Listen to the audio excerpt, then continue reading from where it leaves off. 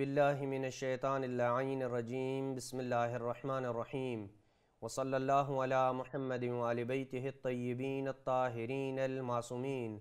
بارگاہ ملکوتی امیر المومنین صلوات اللہ وسلامہ علیہ سے احکام شریعت کا سلسلہ استبراء کے درس نمبر 4 تک پہنچا ہے۔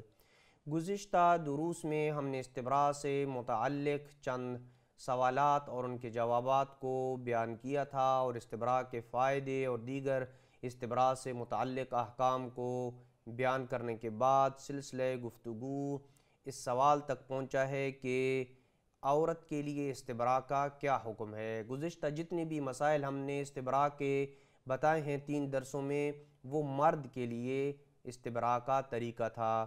تو کیا عورت کے لیے بھی استبراء کا کوئی حکم ہے؟ اگر ہے تو عورت کیسے استبراء کرے گی؟ جواب یہ ہے کہ عورت کے لیے پیشاب یا منی سے استبراء نہیں ہے، پس اگر اس سے کوئی مشتبہ مشکوک رطوبت خارج ہو اور شک ہو کہ یہ پیشاب ہے یا نہیں، یا عورت شک کرے کہ یہ منی ہے یا نہیں، تو وہ رطوبت پاک ہے، اور اس رطوبت کے لیے عورت کے اوپر نہ ہی وضو کرنا واجب ہوگا اور نہ ہی وہ رطوبت اس کے وضو اور غسل کو باطل کرتی ہے۔ اگر پہلے سے کسی خاتون نے وضو کیا ہوا ہے یا غسل کیا ہوا ہے اور کوئی رطوبت خارج ہوئی ہے، تو اس رطوبت کی وجہ سے اس کا پہلے والا وضو یا غسل بھی باطل نہیں ہوگا۔ البتہ عورت کے لیے بہتر یہ ہے کہ تھوڑا سا انتظار کرے۔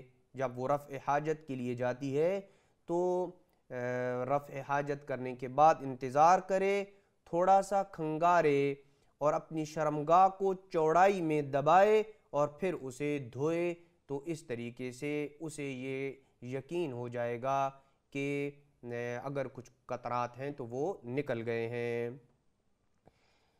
سوال یہ ہے کہ کیا احتلام یا جماع کے بعد تھوڑا سا پیشاب کرنا استبراء کے لیے کافی ہے یا کافی نہیں ہے؟ جواب یہ ہے کہ کافی ہے۔ آج کے درس کا آخری سوال یہ ہے کہ استبراء اور استنجا میں پہلے کس کو انجام دینا چاہیے؟ رفع حاجت سے آپ فارغ ہو گئے، اب آپ نے 2 کام کرنے ہیں، ایک کام استنجا کرنا ہے اور ایک کام استبراء کرنا ہے۔ پہلے کون سا کام آپ نے کرنا ہے؟ کیا استبراء پہلے کرنا ہے اور استنجا بعد میں کرنا ہے، یا استنجا پہلے کرنا ہے اور استبراء بعد میں کرنا ہے؟ پہلے کون سا کام کریں گے؟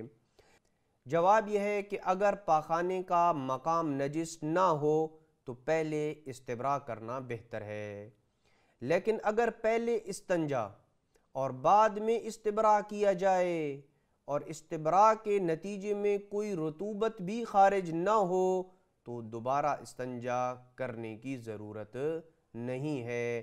یعنی آپ نے پہلے استنجا کیا اور بعد میں استبراء کیا، اب استبراء کے نتیجے میں اگر کوئی رطوبت آپ سے خارج نہیں ہوتی ہے تو دوبارہ سے استنجا کرنے کی کوئی ضرورت نہیں ہے۔ پہلے جو آپ نے استنجا کیا ہے استبراء سے پہلے وہی کافی ہے۔ یہاں تک ہم نے استنجا، رفع حاجت، استبراء کے تمام احکام کو مومنین کرام کی خدمت میں تفصیل سے بیان کر دیا ہے۔ اگلے درس میں انشاءاللہ نجاسات اور اس کے احکامات کو تفصیل سے بیان کیا جائے گا۔ وصلی اللہ علی محمد وآل بیتہ الطیبین الطاہرین المعصومین۔